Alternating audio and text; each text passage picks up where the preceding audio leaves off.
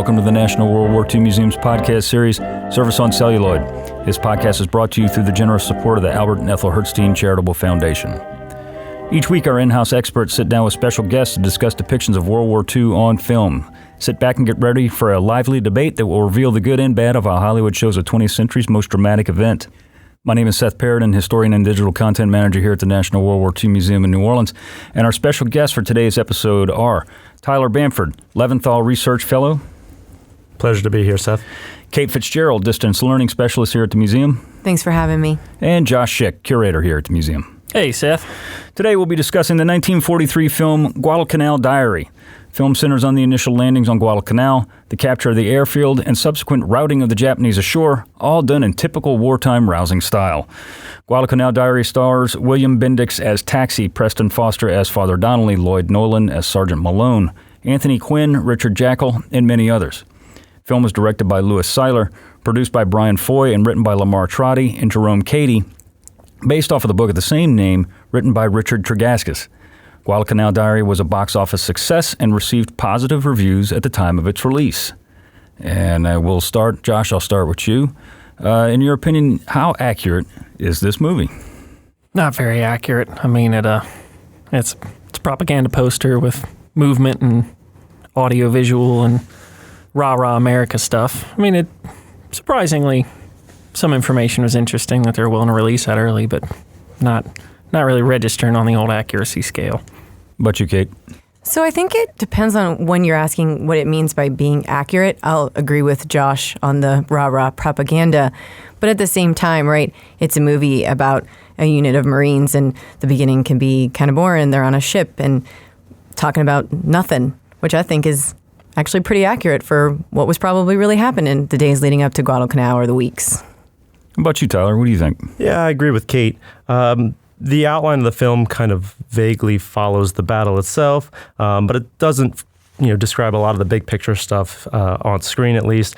It doesn't show a lot of the hardship of jungle fighting or the shortage of supplies and the real struggles that these Marines faced. Yeah, no doubt. I agree with everybody here. I think, as far as accuracy is concerned, the book, which we'll get to in a little while, the book is more accurate certainly than the movie is.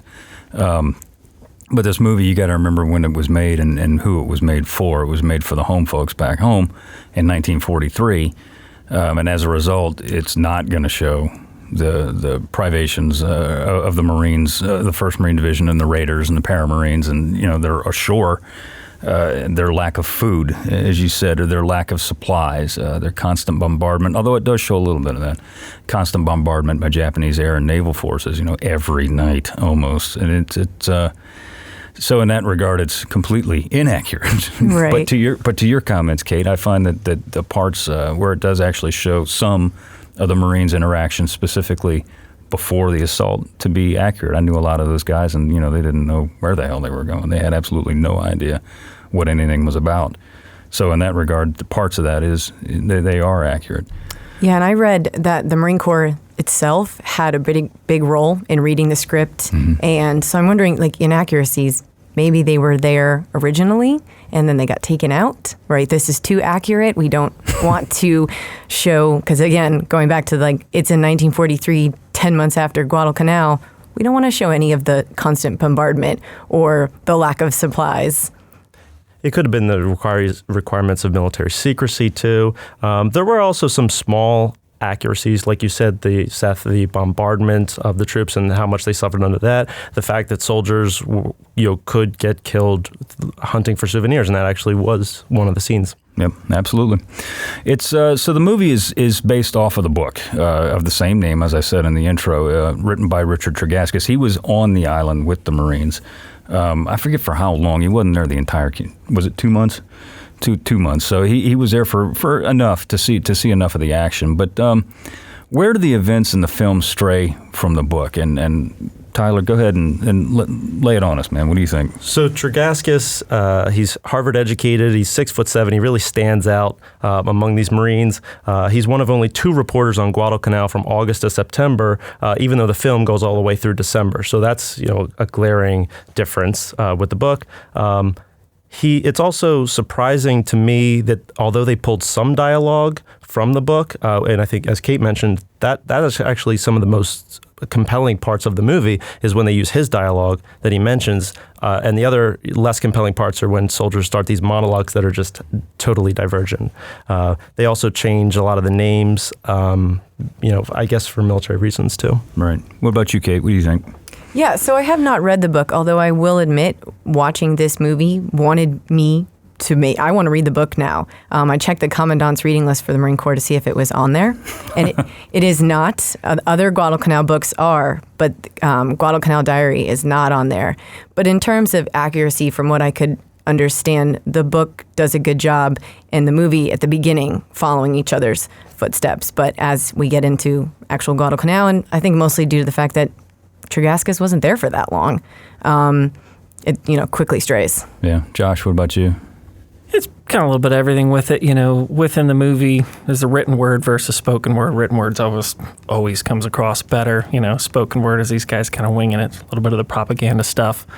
I did find it interesting that they let slip. They say, we lost 4 cruisers. I think they say that at one point. There's sort of little interesting tidbits that are close, but not too close. Names are changed. It's and as far as following his timeline, it doesn't. Obviously, it can't conform with the book because it is sort of a highlight reel of the whole campaign, trying to just say how we popped out on the other end and how everyone was feeling about it. So, accurate.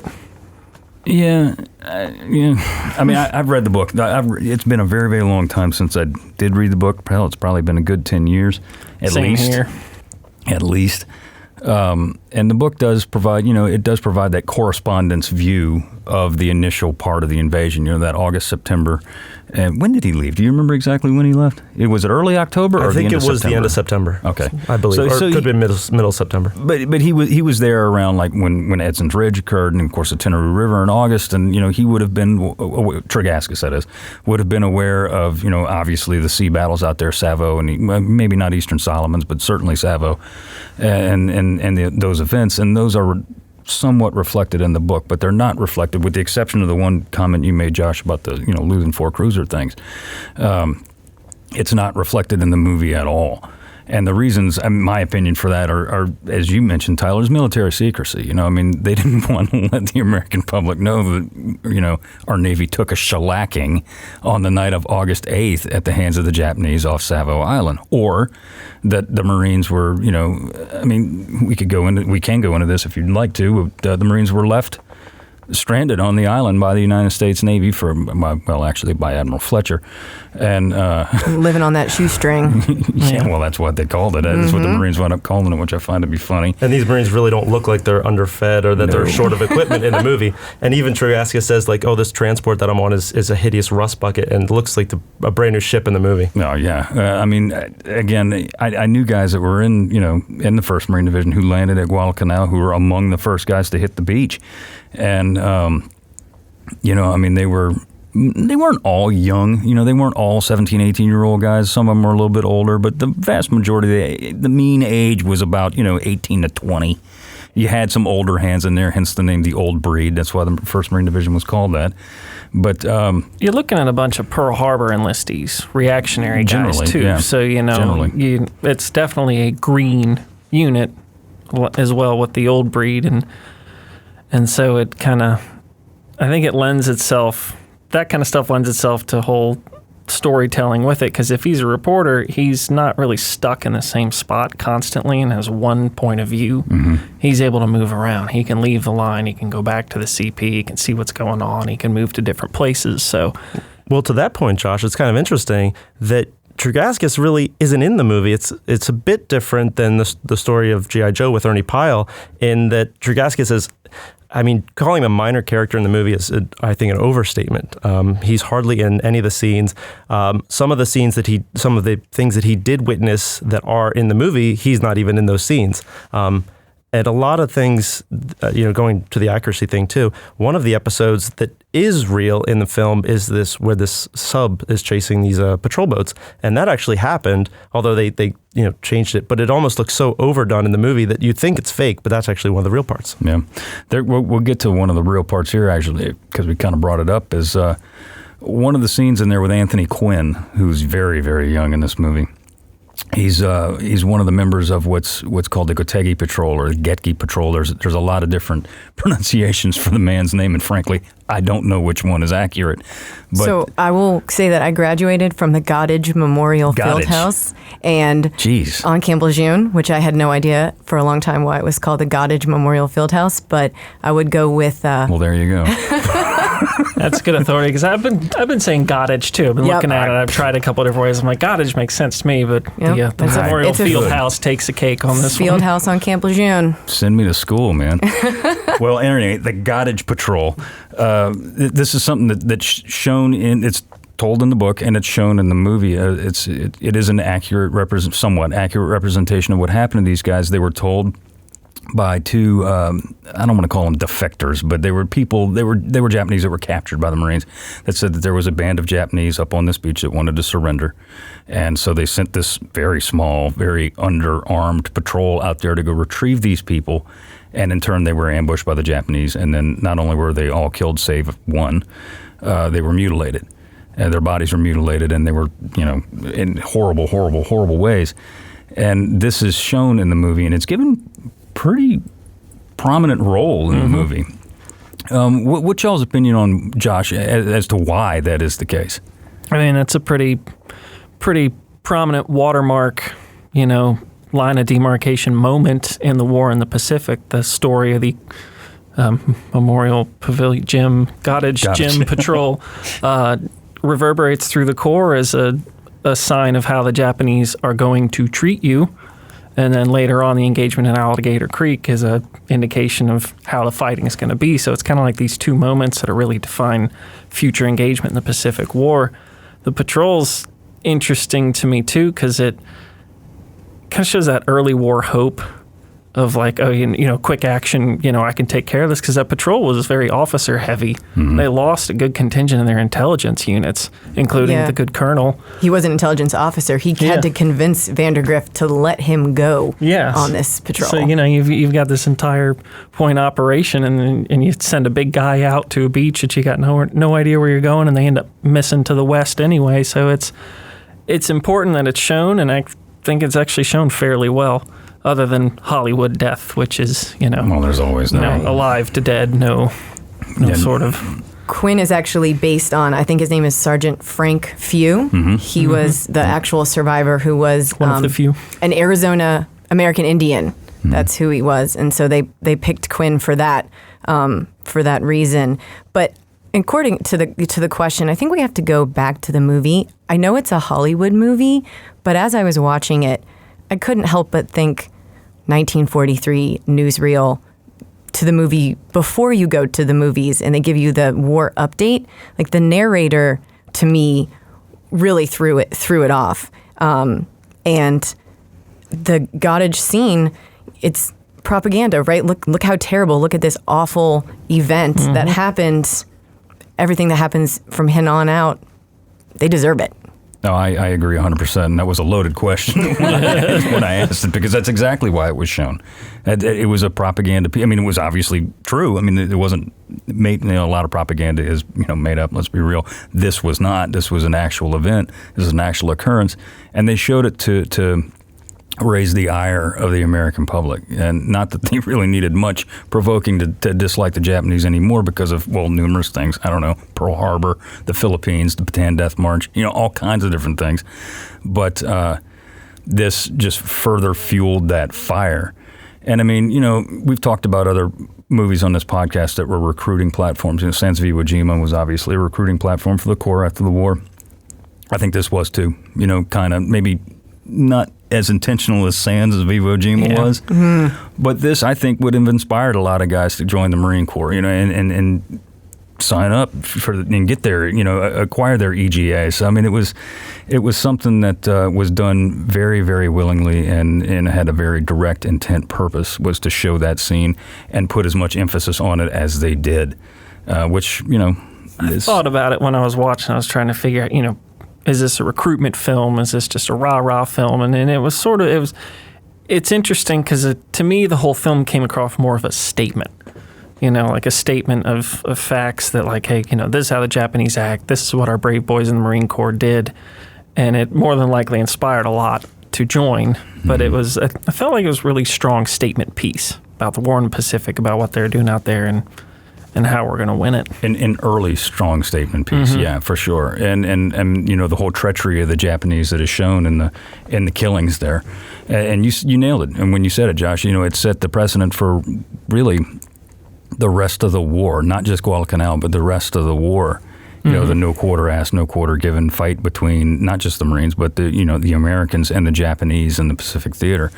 And although they do leave out in the film this part where Tregaskis is on these ships ahead of time and the Marines are talking about how they want to mutilate the Japanese. This is long before they even land. So it is, that they use the patrol as a tool to show the Marines coming of age and getting wizened up to this jungle warfare. But in reality, I think a lot on both, I think the Marines knew ahead of time too, that the Japanese are going to be, very duplicitous in terms of what they conceive as in the West of the right way of warfare. Oh, no doubt. I mean, they were indoctrinated. They being the Corps, the Marines, they were indoctrinated to hate. I mean, that's how you get young men to kill other young men. You teach them to hate their enemy. Yeah, I mean, this exactly. is nothing new.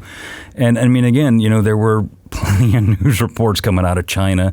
Nanking was a known thing. Pearl Harbor. I mean, you didn't really need to teach anybody to hate after Pearl Harbor, and it certainly was. I mean, I remember a guy who, if you've ever seen the miniseries The Pacific, or you've read, really anything about the 1st Marine Division in the last 10 years, a guy named Dr. Sid Phillips, good friend of mine from H21, H Company 2nd Battalion 1st. He was 17 years old when he landed on Guadalcanal on the 7th of August of 42, and he told me, he says, I joined the Marine Corps, obviously, after Pearl Harbor, before Guadalcanal, obviously, and he said he joined the Marines to kill Japs, quote, end quote. That's why he wanted to join the Corps. He wanted to go fight and kill Japs. I think that's what's different about depicting this, because it's such an important moment. All the guys are going to be all rah-rah, let's kill Japs, cut them up, blow them up, or whatever. But what this patrol did was it kind of had that it can happen to you moment. And I think that's why they keep stalling it. I had never heard of this. I mean, this is forever ago when I was reading Eugene Sledge's book as a kid, and I saw mention of the Goddess Patrol, because he says like, he was told about it. Like this is what they're going to do to you if you do not beat them. And I was like, well, what the heck is that? And I went back and looked it up, It's like, so that's told to later generations of Marines. So I'm sure they insisted on including it. When Frank Few got back to American lines, which was, I think, either early the next morning or late that night, I don't remember exactly when, it was dark. When he wound up getting back to American lines immediately, he spilled the beans. Because he'd seen what had happened to him. He spilled the beans about it. A few weeks later, about 2 weeks later, I think it was, K Company 3rd Battalion 5th Marines had sent out a patrol to go find the remains of these people, and they came across them. And I knew some of the guys that came across those people, or what was left of them. And I remember them saying that after they had seen what had been done to their comrades, that was it. That was it. It was done. It was over. And basically, I remember a guy named Jim McHenry telling me, he said, if that's the way they want it, then that's the way they're going to get it. And he gave it to him until Peleliu when he was taken off. But it was certainly a rallying cry for the Marines ashore and those still at home, I think, and in the American public. And it was done with significant intent and good results, I guess, if you wanted to look at it like that. Yeah, like I said, the film had the cooperation of the Marine Corps, and now that thinking about it, it's filmed on Pendleton mostly, and they use Marines as extras. They even have some speaking parts. And so as Josh was talking about a statement, I'm kind of thinking this is coming out in the middle of the war. Maybe it's even a lesson. Very well could be, because, I mean, if you look at it, I mean, from the time this movie comes out, it came out in about now, like March of 43, I think it did, didn't it? It premiered on the 168th anniversary of the Marine Corps in Philadelphia. Oh, so right near the Tun Tavern, or what was the Tun Tavern. Well, so you're looking at, it would have been close to or right after Tarawa. Mm-hmm. So, and I mean, there really wasn't a whole lot of huge operations between the capture of Guadalcanal, or Guadalcanal being, quote, secure in January of 43 until this came out. And then really after Tarawa, that's when everything started ramping up. So, yeah, it very well could have been a lesson. And the Hollywood premiere was also a war bond drive As they all were. Yeah. Shocking. Let's be real, as they all were. Well, the Guadalcanal campaign, we're talking about it, dominated U.S. headlines in 1942, all the way through from August until January 43. Why was the picture painted by film, books, and newspapers so far from the accurate version of events? And we could talk about the accurate version of events on Guadalcanal. And I'll take this one because this was one of my questions. And I know, Josh, you had a similar question to this, talking point rather. And I mean, if you really wanted to paint an accurate picture of the campaign on Guadalcanal, it wouldn't necessarily instill a lot of hope. Negative. in the American war effort. I mean, let's be real, August 8th, the Navy pulls out, they leave. What little supplies of Marines have ashore, that's all they have because, a lot of their ships with all the supplies on them pull out with the Navy, and then they're left with, Japanese rice, very little toilet paper. I remember the guys saying, above all, aside from the rice, the thing they wished they had more of was toilet paper. And I mean, understandably. Yeah, totally. Yeah.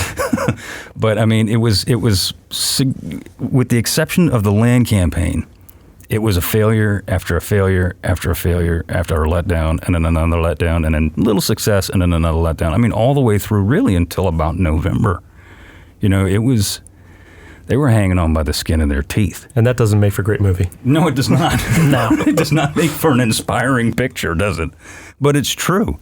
And I mean, even though it did dominate the headlines, if you've ever done any kind of newspaper research and looked at some of these headlines, they're sparse. They say, U.S. fleet defeats Japs off the coast of Guadalcanal. I mean, I'm not just saying Japs. That's what the headline said, off the coast of Guadalcanal. And it doesn't go into any kind of detail, about the Hornet being lost or, at Santa Cruz or things like that. And it was a lot hidden from the American public for obvious reasons. But Loose lips sink ships. Indeed. But Japanese sink ships.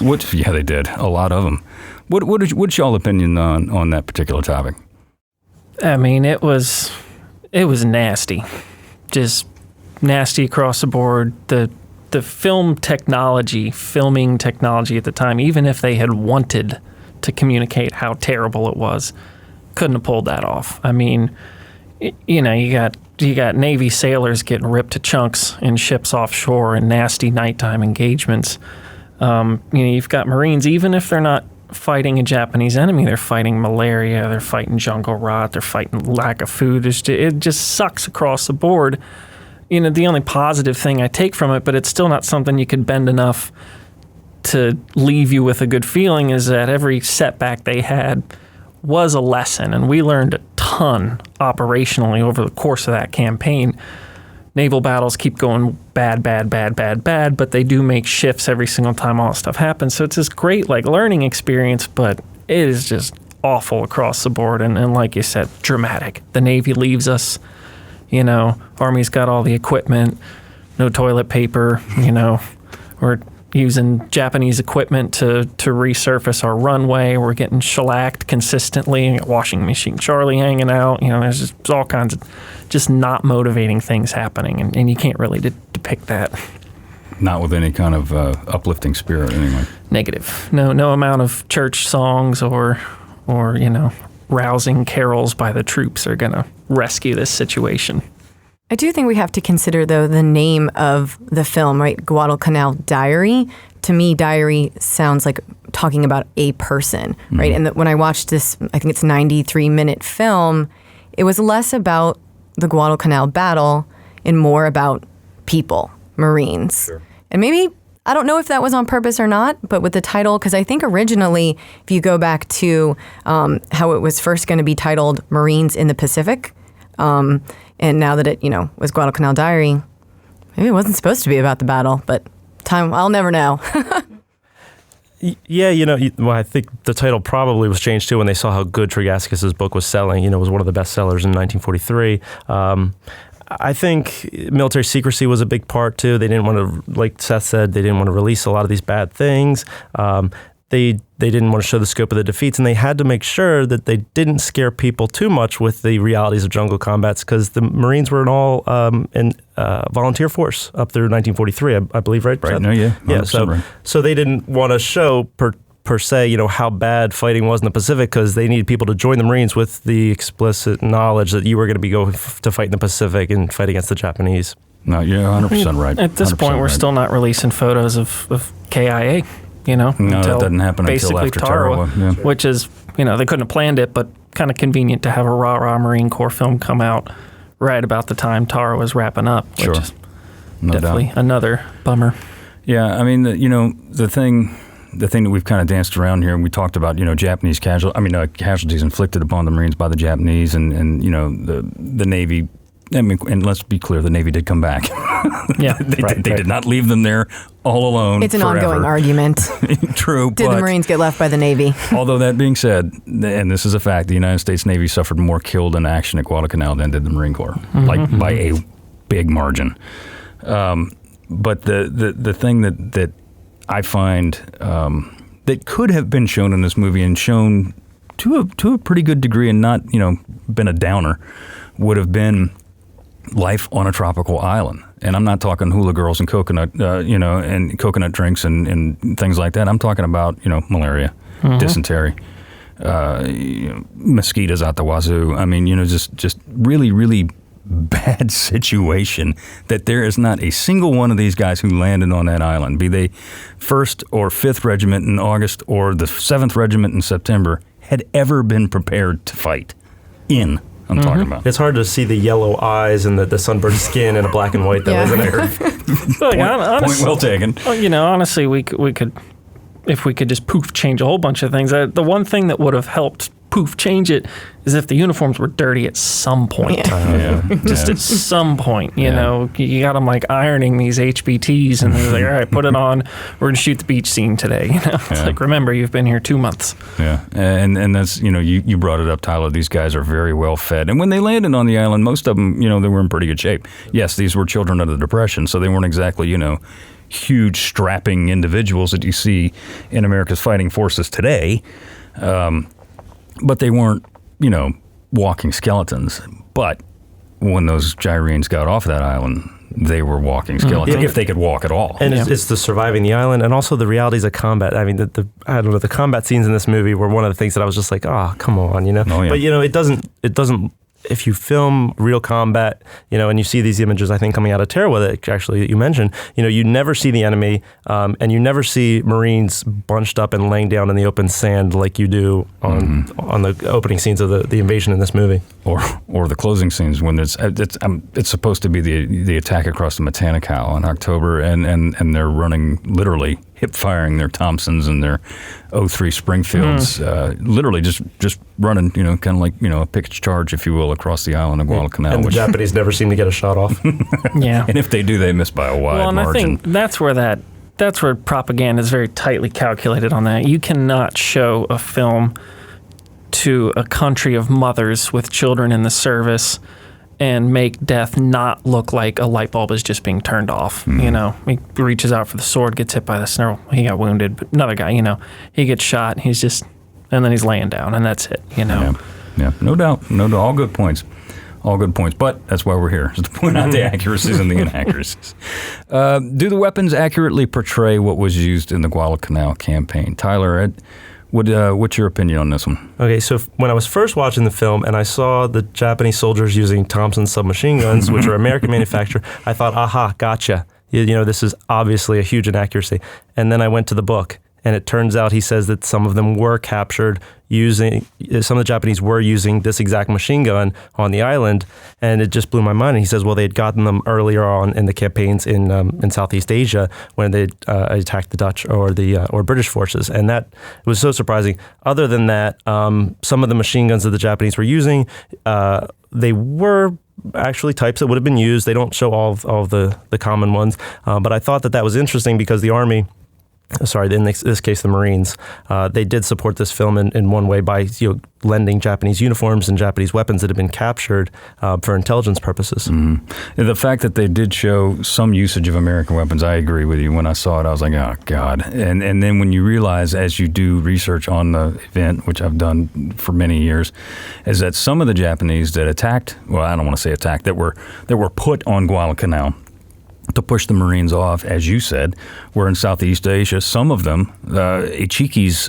people that hit the first Marines at Tenaroo or Alligator Creek, Elu, whatever you want to call it, were veterans of the Wake Island campaign. Mm-hmm. So these guys did have some American, ephemera on them at some point, as soldiers tend to do in all wars and all armies all across history. But no, I think that weapons. I mean, you're looking at very rudimentary weapons anyway for this time of the war. At least for the American perspective, you're looking at the 03, the bolt action rifle. That you're looking at the 1917 water cooled weapons that really were of World War I vintage. And they were readily available. It really benefited the Marine Corps. The filmmakers to be making this film at 1943 when the Marine Corps was changing over to the new M1 Garand. So they had all these surplus Springfields that are like, oh yeah, sure, use those. Yeah. And then all the scenes with the heavy weaponry, the artillery, were just stock footage. Right. I actually found that across the board, it was almost rock solid on the material of war. Mm-hmm. It's pretty amazing, actually, the detail that they went, whether it was on purpose or not, because when it shows them down in the ship, you see a lot of Springfields, but you actually see a rising hanging from one of the bunks. It's one of the pan across scenes. I didn't notice that. Yeah, and it's dead center right there. You're just like, it's not a Thompson, it's a rising there. You see one or two cats carrying them in the background. Obviously, for a film that's filmed during World War II, it's literally impossible to not have World War II gear in it. However, there were some other small things. The landing craft kind of blew me away. That's because they feature in the back of all the scenes they film are all the newest landing craft that have come off the production lines. If you look at the ones that they're actually having these guys interact with, they actually date to 42 and would have been phased into training roles by then. It's kind of stuff that would have been hanging out at that Marine Corps base. You see an LCV with the back pulpit on the back. You see different kinds of LCVs, LCPLs, all these things where it's like, this is the kind of stuff they were using at Guadalcanal and had phased out by 43. So in addition to small arms, and everything across the board was actually pretty close to what exactly they were using. Even the pyrotechnics actually looks pretty good, for 1943. The bullet shots, the sand sprays, even the larger explosions, and when they're doing cave busting, when they have that jerry-rigged, large block of dynamite strapped to a gas can, that actually was also true. The Marines did work up these homemade explosive devices and use them to clear caves. One guy blew his pants off. Yeah, I was going to ask you. Let's talk about the guy with no pants. It was Torgerson, wasn't it? Yeah, Torgerson. Yeah, he's over there on when they're taking Tulagi, and he's one man demo teaming, and they didn't have pull charges and then Bangalores. We haven't quite reached the mechanical. Let's start toasting stuff, and so he starts making it up, and he starts strapping TNT to boards. And the first one he tries, he puts a 5-gallon jerry can of gas on it, and he says, I want to add more oomph to it. And so he sticks it in there, and it blows up, and it blows the guy's pants off. I love stories where people get their pants blown off in war, and it blows his pants off, and he apparently is quoted as turning to the CO at the time, and he goes, well, that was a pisser. And then he just moves on with his day. On to the next. Yeah. Oh, God. Did he get a new pair of pants? Not with the supply situation, I would guess not. Really, when the Navy took off, they took off took their pants Blame with them. Blame it on the Navy. Damn Navy taking everybody's pants and toilet paper. I mean, come on. The movie did have a Marine Corps technical advisor who was on the first detachment of Marines. I think his name was Captain Clarence Martin. So it might have something to do with how accurate it was. And the fighting one, it's interesting if you look at the actual historical events and not necessarily just the movie. But the fighting on Tulagi, at least in the beginning, because Tulagi was captured, fairly quickly, and then they wiped everybody out on Tulagi. But the fighting on Tulagi was actually more vicious than the initial fighting on Guadalcanal. The fighting on Tulagi was nasty. As you guys were saying, it was cave busting kind of things, stuff you really don't see in the Pacific War again until 1944. When you get into Peleliu, and then Saipan and Tinian and Oki and Iwo and places like that, but it was nasty. The Raiders went in there and then they had to clean house, and it was bad. And then, a lot of people don't realize, too, is it wasn't just Guadalcanal that was invaded on the 7th. It was Florida, not the state, obviously, and Gavudu and Tanambogo, and then, Tulagi as well. So what's interesting about the combat from that time period, too, is it's very amateurish. And so especially the landing techniques and everything. And so that lends itself really well to Hollywood because most Hollywood type stuff is very amateurish, and you need the glorious boat running up and landing properly and people springing off things. And like that happens at Tulagi. They don't exactly hit the spot they want to, so they land on a concrete pier and they jump off, and then they're like, well, this is a bad idea because we're between two hills, caved up and everything. So it lends itself really well to the initial part, but then the combat stuff, it was nastier over there, but it's harder to film. And you could tell, that this, historically, that this was a learning. You said it earlier. This was a learning experience, because there was a lot of things that happened on Guadalcanal during the entire campaign, really up until about October. That's when things started to really on land. Things started to shift. We got more supplies in there. We got the Marical division came in there.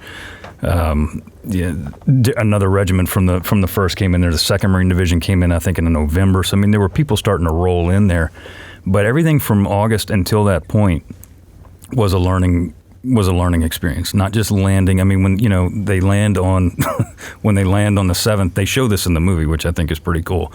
When they land on the 7th, they're expecting these high casualties. They're expecting all these people to be killed as soon as they hit the beach. They land on there, and there ain't nothing going on. They're just literally just standing around, which is true.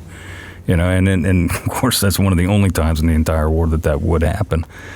But, we've kind of knocked a little bit on it, but, the more we talk about it, the more I'm convincing myself that it's actually more accurate than I initially thought, really, all due to the conversation here.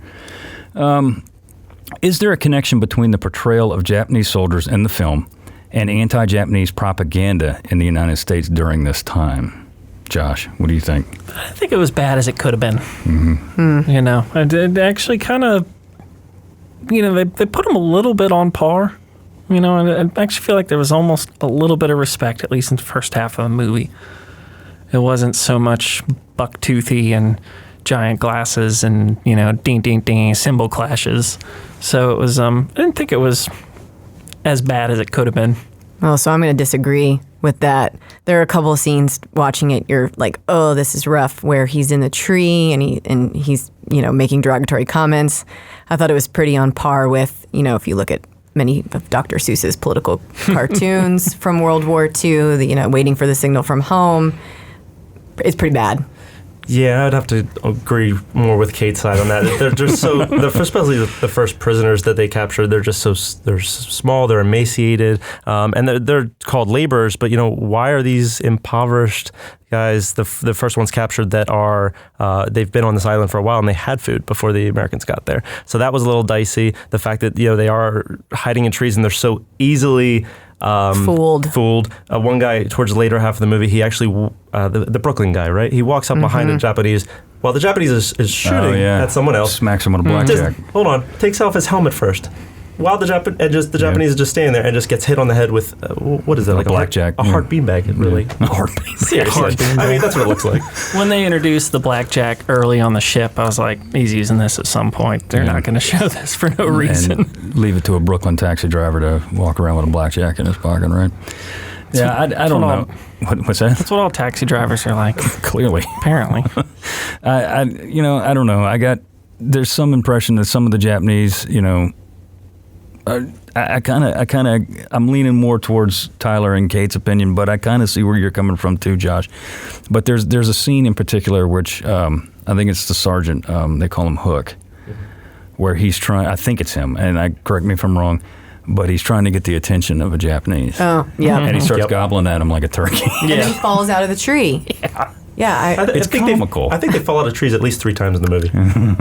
I can see the gobbling though, confusing someone. Oh, sure, maybe, but in the middle of a firefight, I don't think you'd have the time. I think you'd be worried about the brown stain in your pants and trying to kill the guy who's shooting at you more than gobbling at him. The Japanese stereotypes did produce one of my favorite lines from the movie, where all the guys are saying arigato, arigato, arigato, and then Marine goes, "We ain't got no avocados."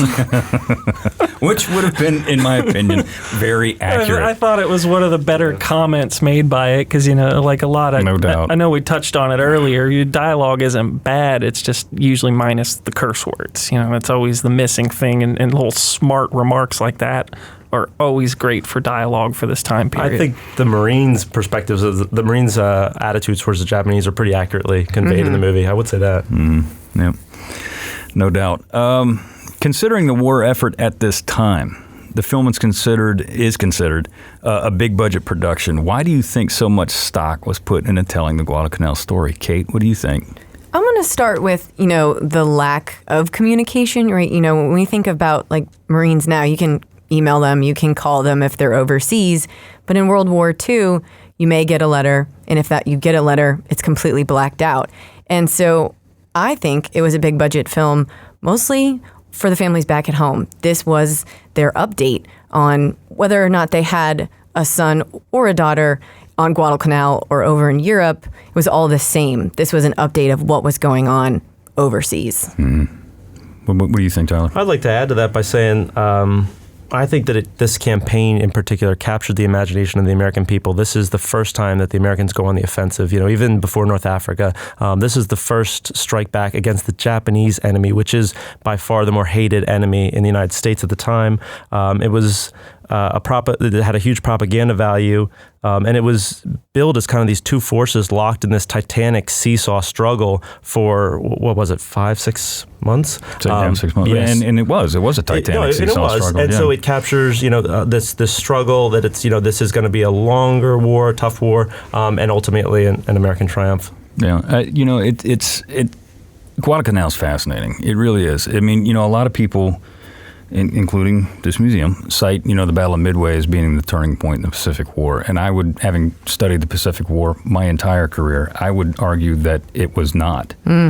That the Guadalcanal campaign was the turning point in the Pacific War. Sure, our victory at Midway allowed us to go to Guadalcanal, no doubt. I mean, that's not an arguable fact. That is the truth. But if you look at it, you look at Guadalcanal, and again, you just look at Savo Island, and not just Savo, but you look at Eastern. I'm talking about the naval actions here: Eastern Solomons, Tassafaronga, Cape Esperance, places like that. Naval Battle of Guadalcanal 1 and 2. The Japanese Navy was still very, very, very capable. Santa Cruz, very, very capable of launching a major offensive against the United States Navy, and we held on by luck and the skin of our teeth. Which, if Midway was as much of a turning point as everybody likes to say that it is or was, that would not have been the case. And it's fascinating that, and you were right, that it did capture the American public's attention from the time we landed there, because it was the first offensive on the ground. And this campaign is also super important for the Marines, that this is proof of concept of this entire doctrine of island hopping they've been developing for the last 20 years to justify their existence. Absolutely. Right? I mean, the Marine Corps still considers it where the 1st Marine Division cut its teeth. If you look at the 1st Marine Division patch, right, it's a blue diamond right now with a big 1 in the middle, and it has the Southern Guadalcanal written on it, and then the Southern Stars. It's all about Guadalcanal.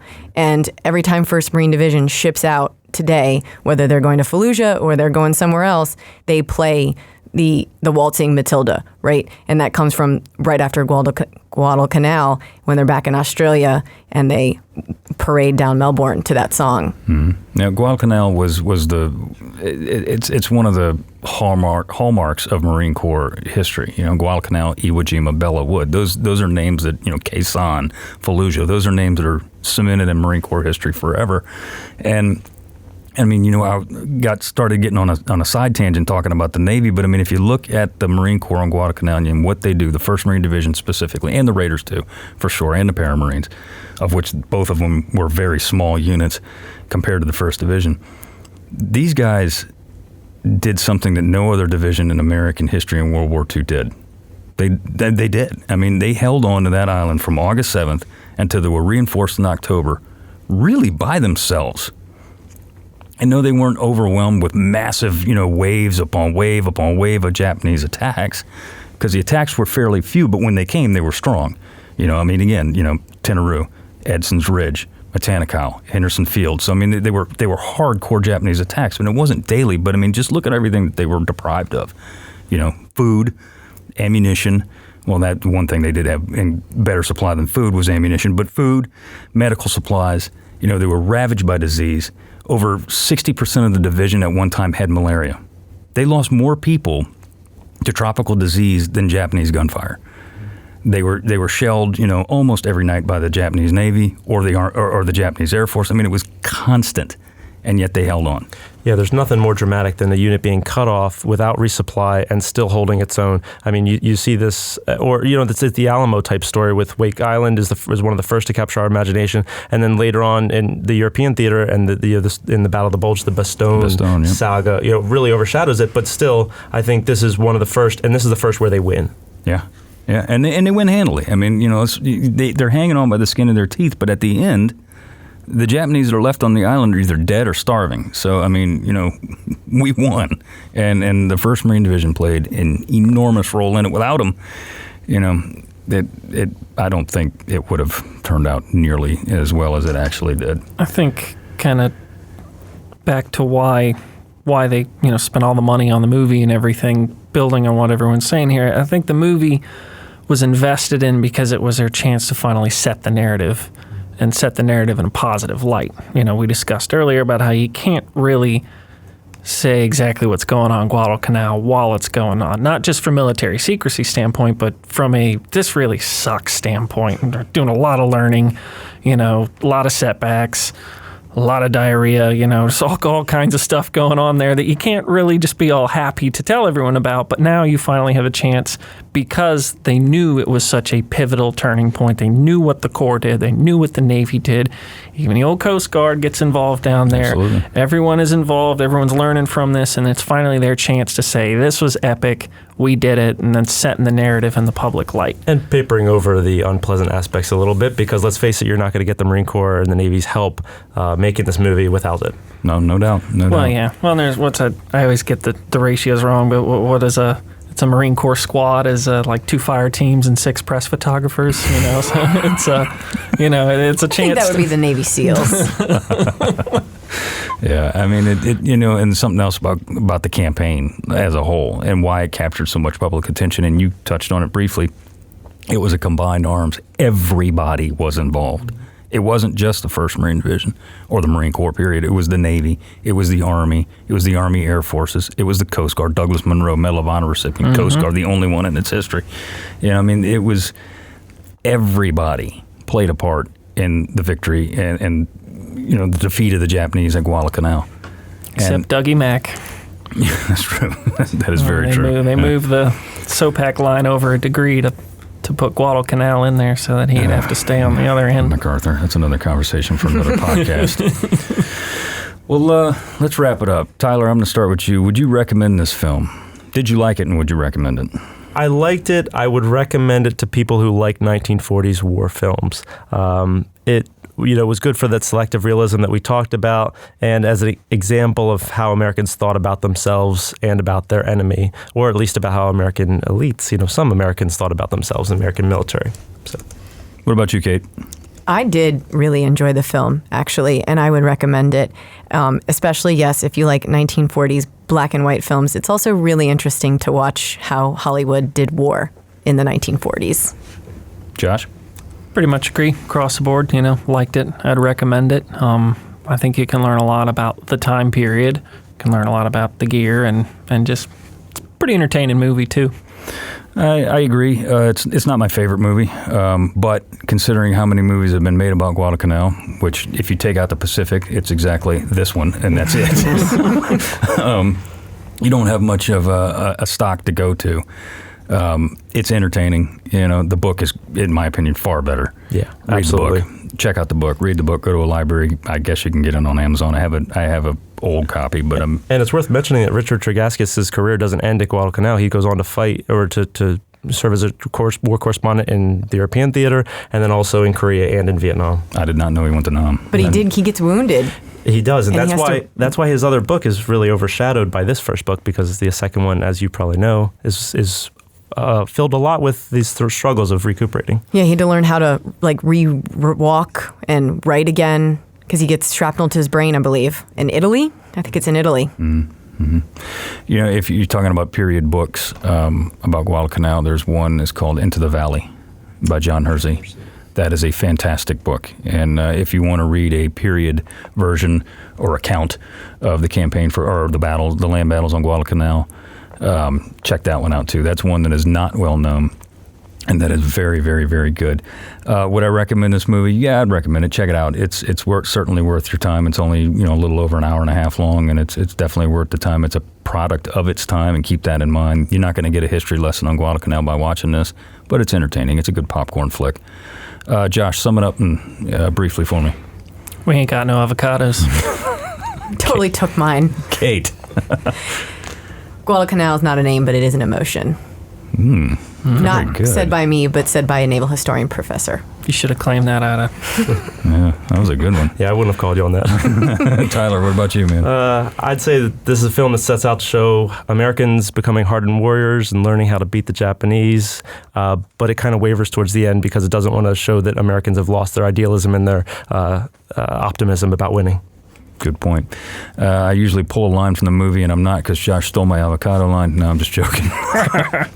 I'll just leave it at this. This is if you ever look at period photographs of Marine graves on Guadalcanal, this is an epitaph you see often, and it's very fitting for Guadalcanal. And it says, "For when he goes to heaven, to St. Peter will he tell, another Marine reporting, sir, I've served my time in hell." And with that, I want to thank you so much for listening. If you'd like to hear more about the events we discussed today, tune in to our mini episode next week. You can follow us on Facebook, Instagram, and Twitter at Service on Celluloid. Be sure to rate and review us on Stitcher or iTunes if you like what you hear. I'd like to thank everyone who made this podcast possible, our producer, Mallory Kirk, and our sound engineer, Jeremy Burson. This has been a production of the National World War II Museum.